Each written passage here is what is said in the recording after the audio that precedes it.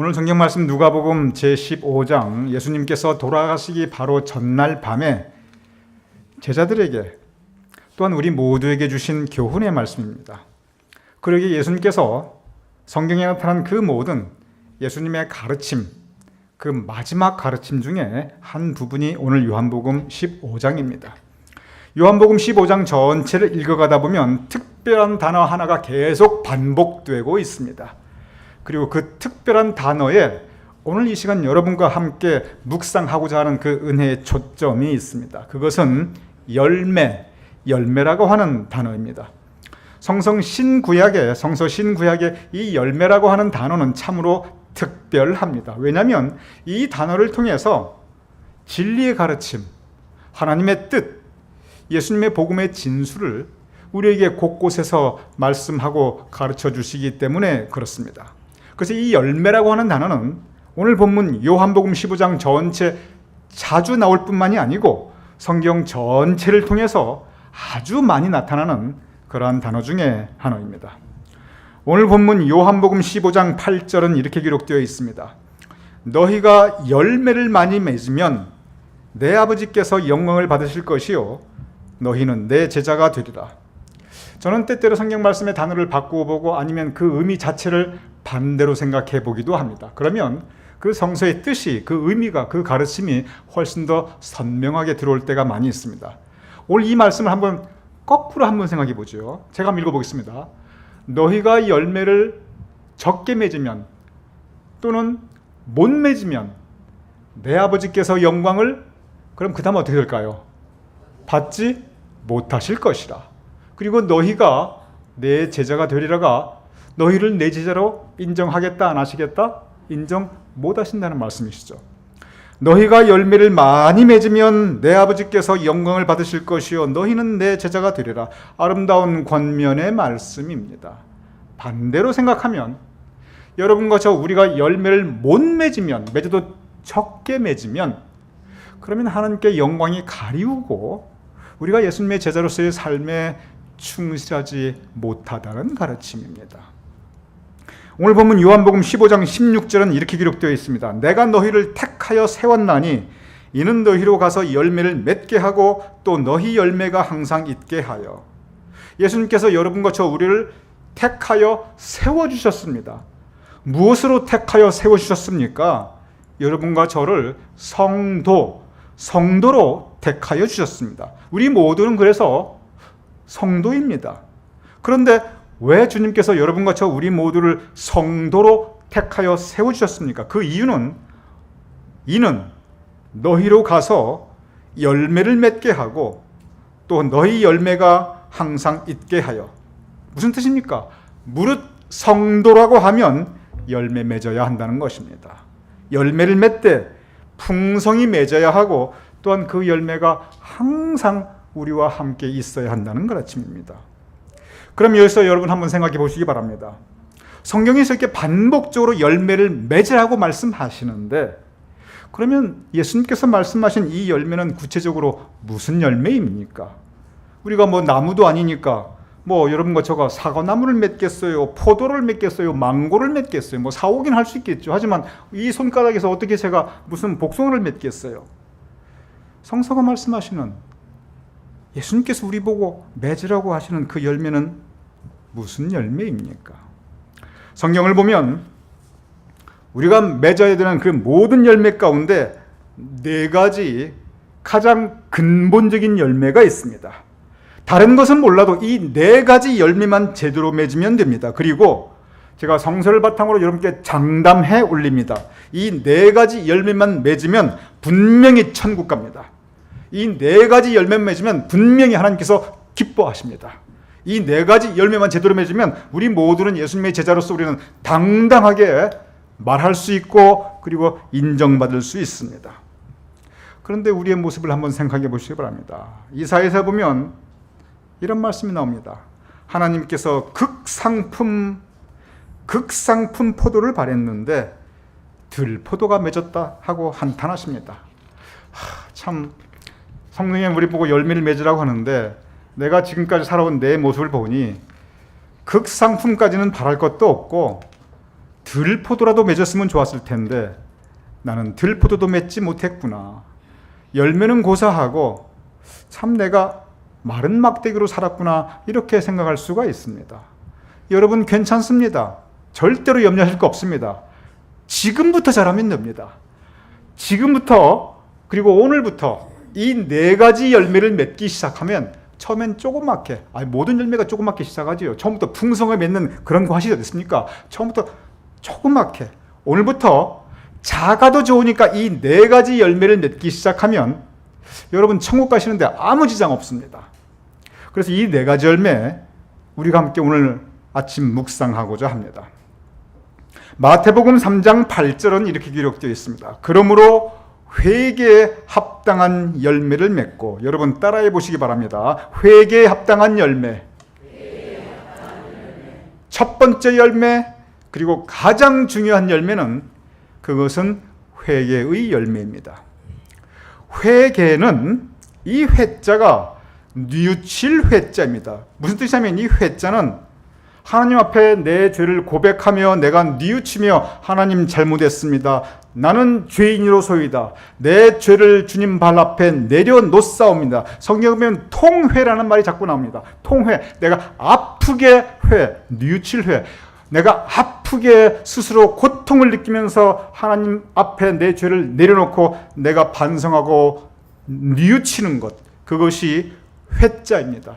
다시 말씀드립니다. 이 회자는 뉘우칠 회, 내가 아파하고 반성하며 내 죄를 주님 발 앞에 내려놓는 그 모습이 바로 회자입니다. 이 개자가 무슨 뜻이냐면, 이 개자가 참 중요합니다. 고칠 개 또는 바꿀 개입니다. 개선하다, 개량하다, 개과천선하다. 즉 전에 있던 내 모습을 확 바꾼다. 이것이 개자입니다. 즉 개자는 내가 새롭게 변화하여 새로운 삶을 살아간다는 것, 이 변화의 의미가 있는 것, 이것이 바로 개자입니다. 그래서 통회하며 아파하며 뉘우치며 내 죄를 주님 발 앞에 내려놓는 것, 내가 새롭게 변화마다 새로운 삶을 살아나가는 것, 이 두 글자가 합하여 이것이 회개입니다. 그런데 우리가 우리의 신앙 가운데 회개한다 또는 회개했다 말하면서 이 고백하고 내 죄를 아파하며 내 죄를 주님 발 앞에 내려놓는 거기에서 머무를 때가 의외로 많이 있습니다. 가룟 유다에 대한 말씀 성경에 자세하게 나타나 있습니다. 마태복음 27장 3절에 보면 이렇게 기록되어 있습니다. 유다가 스스로 뉘우쳐, 가룟 유다가 스스로 뉘우쳐 반성하고 있습니다. 그 은 30을 대제사장과 장로들에게 도로 갖다 주며, 가룟 유다는 예수님을 배신한 자기의 행동을 뉘우칩니다. 반성합니다. 그리고 자기의 죄를 아파하고, 그리고 너무너무 아파요. 통회하는 마음으로 그 은 30을 도로 갖다 주고 있습니다. 그리고 그는 어느 정도 고통스럽게 뉘우치며 아파하고 반성했냐면, 그 죄책감에 못 이겨 그는 목매달아 스스로 자살하는 모습을 성경은 우리에게 전해주고 있습니다. 여러분, 이 장면에서 한번 생각해 보시기 바랍니다. 만약에 회개의 의미가 죄를 고백하고 아파하며 뉘우치고 그 죄를 주님 발 앞에 내려놓는 것이라면, 그러면 성경에 가룟 유다 같이 그 정도로 회개한 사람이 없습니다. 왜냐하면 그는 스스로 죽음을 택할 만큼 자기의 죄를 부끄러워하였고 자기의 죄를 아파하였고 그리고 그 죄를 뉘우쳤습니다. 그런데 교회 역사, 신앙의 역사에서 그 누구도 가룟 유다가 회개했다 이렇게 말하고 있지 않습니다. 왜 그렇습니까? 회만 있고 새롭게 되어 새로운 삶을 살아나가는 것, 이 개가 없었기 때문에 그렇습니다. 가룟 유다의 회개, 그것은 불완전한 회개였습니다. 그 회개는 용서받지 못하였습니다. 그 회개는 하나님께 영광을 올려드린 것이 아니라 하나님의 영광을 가리웠습니다. 제가 자신 있게 말씀드릴 수 있습니다. 아무리 흉악한 죄를 지었던 가룟 유다라 할지라도 그가 회에서 끝나지 않고 자기 자신을 스스로 고치고 바꾸어 새 사람이 되어 복음 전한 일에 그가 다시 전념하였다면 분명히 하나님께서 그를 크게 들었었을 겁니다. 분명히 교회의 역사와 그리고 신앙의 역사는 가룟 유다를 존경하였을 것입니다. 베드로를 생각해 보시기 바랍니다. 그는 예수님을 배신하였습니다. 성경에 보면 그가 심히 통곡하였다라고 기록했습니다. 울었습니다. 아파했습니다. 그런데 베드로는 거기서 끝나지 않았습니다. 비록 부끄러운 과거가 있었지만 그는 회개하였고 그리고 새롭게 되어서 주님을 위한 일에 그의 삶에 최선을 다하였습니다. 교회 역사, 신앙의 역사, 베드로부터 시작합니다. 예수님께서 인정해 주셨습니다. 그리고 캐톨릭에서는 베드로가 최초의 교황이고 성 베드로 성당에는 지금도 베드로의 무덤이 있고 신앙의 중심지가 되고 있습니다.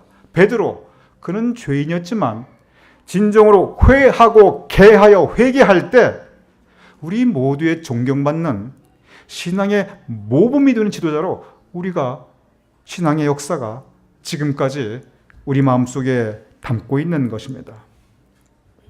회개의 열매, 여러분 명심하시기 바랍니다. 회개해야 구원받습니다. 구원은 대속의 은혜입니다. 대속의 은혜는 누구에게나 열려 있습니다. 그러나 구원, 대속의 은혜는 누구에게나 다 주어지는 것은 아닙니다. 여러분, 제가 말씀드리겠습니다. 다시 말씀드리겠습니다. 구원, 대속의 은혜는 누구에게나 다 활짝 열려 있습니다. 누구에게나 다 활짝 열려 있습니다. 그런데 누구에게나 다 주어지는 것은 아닙니다. 구원, 대속의 은혜는 회개한 심령, 오직 회개한 심령에게만 주어지는 하나님의 선물입니다. 회개 없이 구원 없습니다. 회개 없이 대속의 은혜가 없습니다. 왜냐하면 회개는 구원을 여는, 대속의 은혜를 열어주는, 우리가 열어야 되는 문이기 때문에 그렇습니다. 그래서 예수님은 회개한 대표적인 예로 삭개오를 우리에게 제시하고 있습니다. 삭개오, 그는 죄 많은 사람이었습니다. 삭개오, 그는 자기만 알고 돈만 알고 거짓되고 다른 사람 함부로 하였던 사람이었습니다. 악한 사람이었습니다. 그러나 그는 회개합니다. 회하고 그리고 개합니다. 그래서 그는 변화받았습니다. 정직해졌고 베풀며 살았고 그리고 다른 사람 존중하기 시작하였습니다. 우와, 사람이 달라졌네, 정말 많이 변했네, 우리 그런 얘기 하죠. 삭개오가 갑자기 변해버렸습니다. 삭개오가 갑자기 사람이 착해졌고 선해졌고 그리고 좋은 일 하기 시작합니다. 그러한 삭개오에 대해서 예수님께서는 누가복음 19장 19절에 오늘 구원이 이 집에 이르렀나니 라고 말씀하고 계십니다. 회개할 때 구원받습니다. 여러분 믿으시기 바랍니다. 회개한 심령 위에 대속의 은혜가 임합니다. 여러분 따라하시기 바랍니다. 회개의 열매, 회개의 열매, 우리가 맺어야 합니다. 회개의 열매를 맺어야 우리가 그래야 구원받습니다. 회개의 열매를 맺어야 그래야 우리에게 대속의 은혜가 임하십니다. 우리가 회개의 열매를 맺었습니다. 이제 회개하고 구원받았으니 다 되었다? 아닙니다. 그 다음 단계가 있습니다. 갈라디아서 5장 22절에서 23절은 이렇게 기록되어 있습니다. 오직 성령의 열매는 사랑과 희락과 화평과 오래 참음과 자비와 양선과 충선과 온유와 절제니 이 같은 것을 금지할 법이 없느니라. 우리가 너무나 잘 아는 성령의 열매입니다. 그런데 여기에서 이 성령의 열매가 참 하나하나가 너무 다 좋은 것은 알겠어요. 그런데 이 9가지를 확 이렇게 말씀해 주시니까 조금 복잡하게 느껴집니다. 이 성령의 열매 9가지 열매가 있다는 건 다 아는데, 그런데 우리 가운데서도 이 열매 하나하나 다 외워보라고 손가락 꼽아보려면 그거 다 꼽을 수 있는 분들 아주 그렇게 많지 않습니다. 더군다나 성령의 열매를 순서대로 틀림없이 다 외우시는 분 별로 그렇게 많지 않아요. 물론 있을 수 있겠죠. 자, 외우기도 힘든데 이거 따라 실천하는 거 더 쉽지가 않아요. 그래서 이게 마음에 확 이렇게 들어오지 않으니 우리 생활에서 이거 하나 이 말씀이 힘을 가지고 잘 실천이 안 돼요. 그래서 사도 바울이 나중에 이 성령의 열매를 다시 정리하면서 달리 가르쳐 줍니다. 이 갈라디아서를 쓴 이후에 사도 바울이 인생 말년에 에베소서를 쓰게 됩니다. 그러면서 이 성령의 열매를 9가지를 단어를 바꾸면서 3가지로 확 줄여주십니다. 그래서 누구나 쉽게 외울 수 있도록, 누구나 쉽게 깨달을 수 있도록, 그리고 누구나 쉽게 실천할 수 있도록 이 성령의 9가지 열매를 달리 정리해 주십니다. 에베소서 5장 8절에서 9절은 이렇게 기록되어 있습니다. 너희가 전에는 어둠이더니, 똑같은 사도 바울이 쓰신 말입니다. 이제는 주 안에서 빛이라, 빛의 자녀처럼 행하라. 빛의 열매는 모든 착함과 의로움과 진실함에 있느니라. 너희가 전에는 어둠이더니 이제는 주 안에서 빛이라. 어둠이 빛이 되었습니다. 저 중간에 분명히 어떠한 열매가 있었으니까 저렇게 변했습니다. 무슨 열매일까요? 무슨 열매가 있었기에 저렇게 바뀌었을까요? 회개의 열매입니다. 회개의 열매가 있었기에 어둠이 빛이 되었습니다. 그래서 회개의 열매로 인해서 어둠이 빛이 되었는데 새로운 열매를 제시합니다. 이제 빛의 자녀니까 빛의 자녀처럼 행하라. 여기서 말씀하시는 빛의 열매는 달리 말씀하면 성령의 열매입니다. 근데 성령의 열매 9가지가 여러분 복잡하지 않나요? 여러분 그게 마음에 확 다가오지 않습니다. 좀 산만하게 느껴집니다. 3가지로 확 줄여주시는데 너무 쉽게 줄여주셨어요. 자, 여러분 저 뒤에서 밑에서 2번째 보면 빛의 열매는 거기서 시작하는 그 말씀 우리 다 같이 읽어보겠습니다. 시작.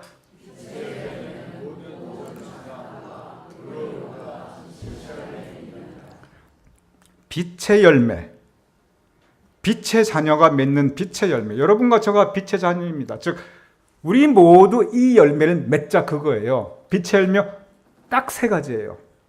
모든 착함, 모든 의로움, 그리고 모든 진실함입니다. 이 3가지만 하면 이 3가지 안에 아까 9가지 다 들어가 있다는 것입니다. 먼저 모든 착함. 여러분 착하다는 말 이거 제가 설명드려야 됩니까?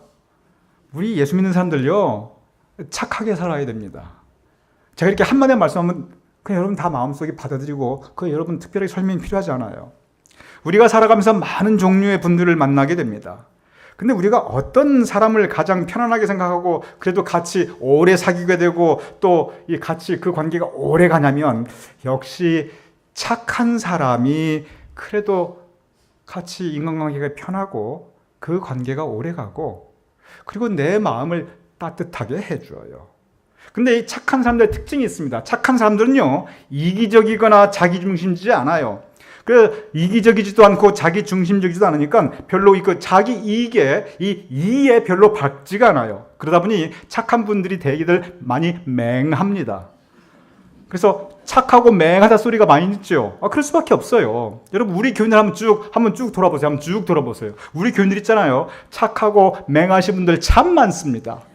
제가 보아도 저분 참 착하시고 그리고 좀 맹하시다. 제가 말은 안 하지만 그렇게 느끼는 분들이 여러분 있어요. 그런데 여러분 차라리 착하고 맹한 것이 좋습니다. 세상을 한번 보시기 바랍니다. 똑똑하고 악한 사람들이 얼마나 많습니까? 잘나고 독한 사람들이 얼마나 많습니까? 세상이 이렇게 똑똑하고 악한 사람들, 잘나고 독한 사람들이 많으니까 세상이 이렇게 험악해지지요. 비록 맹하다 할지라도 착한 게 좋습니다. 착한 분들이 주변에 상처 주고 아픔 주고 이 분열 일으키는 거 봤습니까? 그렇지 않습니다. 우리 믿는 사람들 착하게 살아야 합니다. 그것이 빛의 열매입니다. 모든 착함, 그 다음 모든 의로움. 여러분 착한 사람이 아무리 맹해도 그런데 착한 사람은 바르게 살아갑니다. 바로 그것입니다. 의롭게 살아갑니다. 의롭다는 건 다른 말로 하면 바르다는 것입니다. 여러분 우리 믿는 사람들 의롭게 바르게 살아가야 합니다. 착하고 이 올바르게 살아가는 것 이거 항상 같이 갑니다. 그래서 착하면 의로움, 바르게 살아갈 수밖에 없어요. 이것이 빛의 열매입니다. 그리고 착하고 바르게 살아가는 사람은요 모든 진실함, 진실할 수밖에 없어요. 진실한 사람. 여러분, 듣기도 너무 좋지 않습니까?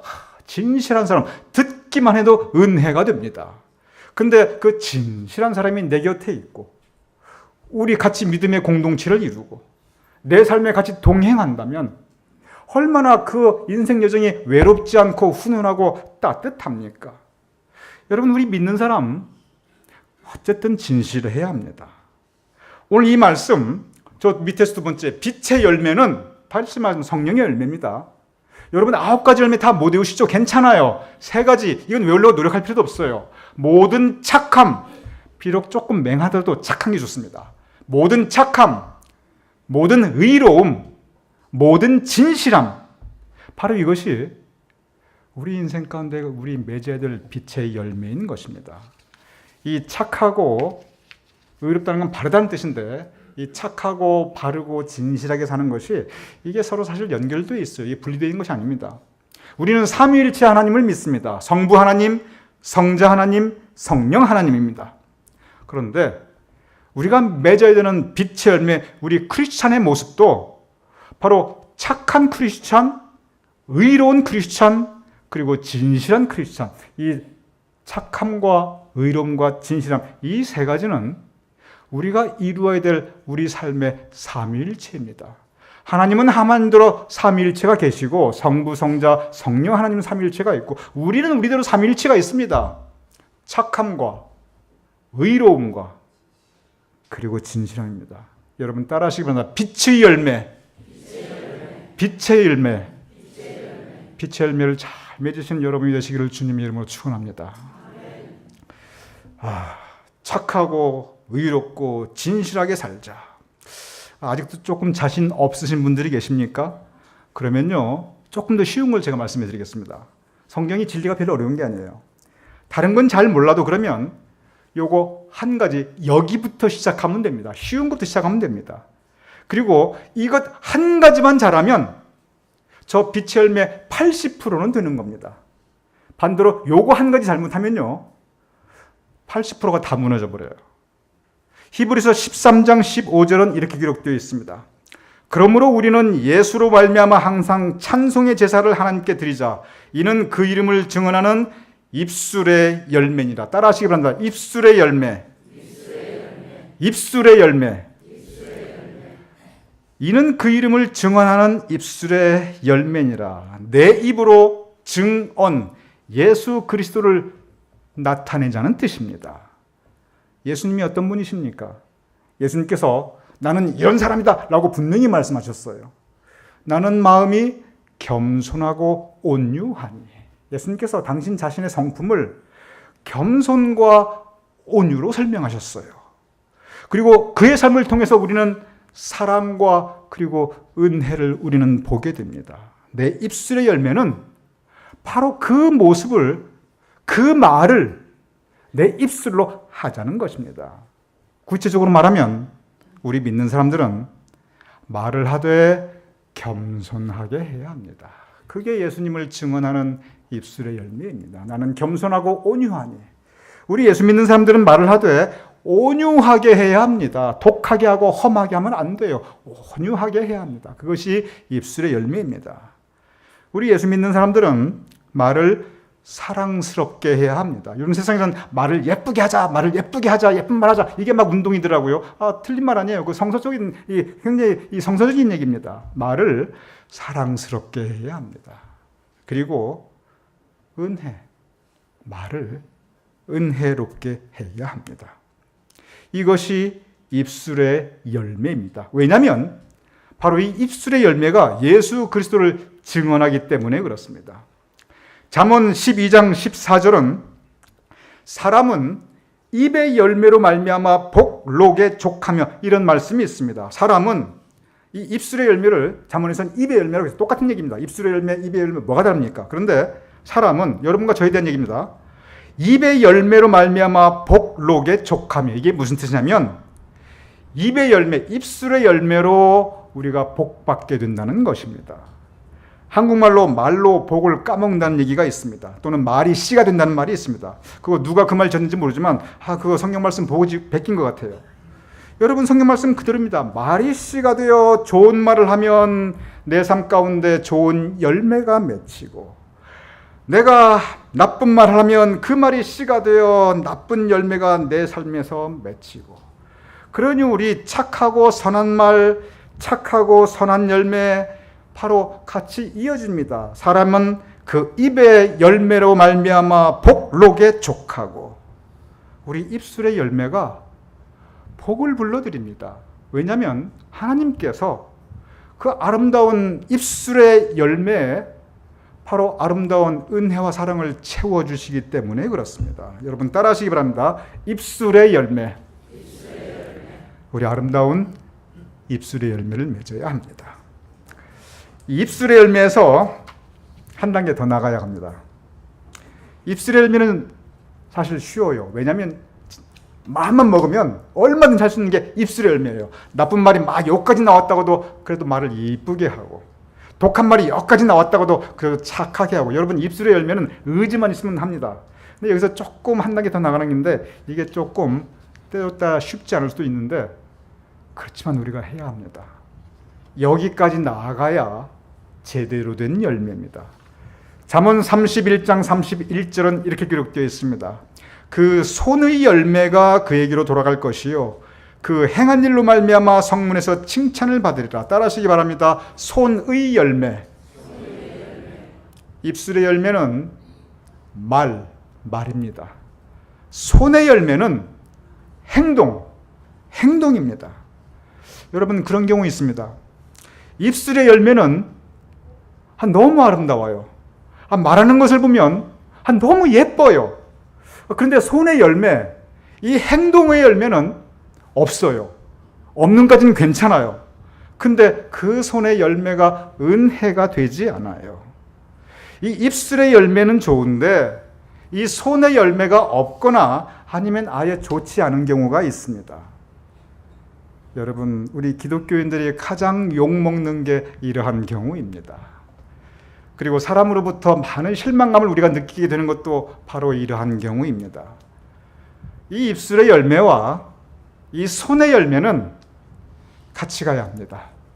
그랬을 때 그 행한 일로 말미암아 성문에서 칭찬을 받으리라. 이 입술의 열매와 손의 열매가 같이 갈 때 그래야 칭찬받고, 그래야 하나님께 영광을 올려드릴 수가 있습니다. 초대교회가 처음에 막 부흥할 수 있었던 거 성경에 분명히 나왔어요. 그들이 칭송 듣더라. 이 입술의 열매와 손의 열매로 그들이 칭찬받을 때, 그 칭찬받는 사람이 되고 칭찬받는 공동체가 될 때, 그때 기독교 신앙이 힘을 가질 수가 있습니다. 여러분, 새가 날기 위해서는 양날개가 필요합니다. 마찬가지입니다.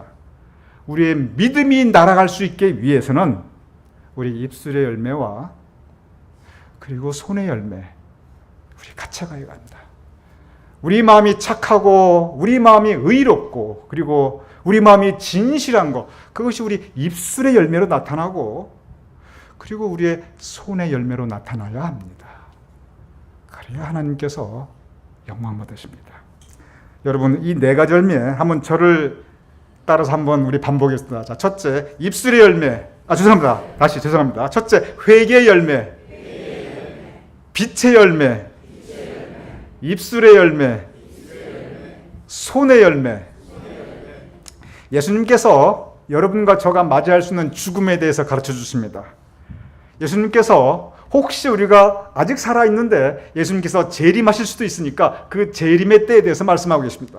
그래서 예수님께서 세상 끝, 세상의 마지막 날, 즉 여러분과 저가 혹시 언제 될지 모르지만 죽음을 맞이하거나 또는 예수님께서 재림하실 때 바로 그 마지막 때는 두 가지 중에 하나로 옵니다.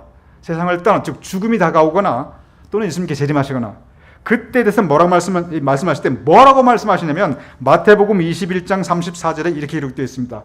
열매 거둘 때가 가까움에 그 열매를 받으려고 자기 종들을 농부에게 보내니. 여러분과 저의 우리 마지막 순간을 향한, 죽음의 때를 향한 예수님의 말씀입니다. 그러니 얼마나 심각한 이야기입니까? 우리 그 마음의 심각함을 가지고 한번 읽어보죠. 시작. 열매 거둘 때가 가까움에 그 열매를 받으려고 자기 종들을 농부에게 보내니. 우리에게 언젠가 주님께서 열매 받으려고 오실 때가 있습니다. 그때는 여러분과 저 우리 모두 주님 보시옵소서, 이것이 내가 맺은 열매입니다. 열매를 보여드려야 합니다. 열매를 보시겠다고 말씀하셨고, 죽음의 때는, 우리 인생의 마지막 순간은 바로 주님께서 그 열매를 거두시기 위해서 오시는 것이라고 예수님께서 말씀하셨습니다. 주님 보시옵소서, 내가 맺은 열매입니다. 회개의 열매, 빛의 열매, 입술의 열매, 손의 열매. 주님 보시옵소서, 내가 맺은 열매입니다. 주님께 보여드릴 수 있고, 착하고 충성된 종아, 내 주인의 기쁨에 참여할지어다. 칭찬 들을 수 있는 저와 여러분이 될 수 있기를, 열매 맺는 저와 여러분이 될 수 있기를 주님의 이름으로 축원합니다.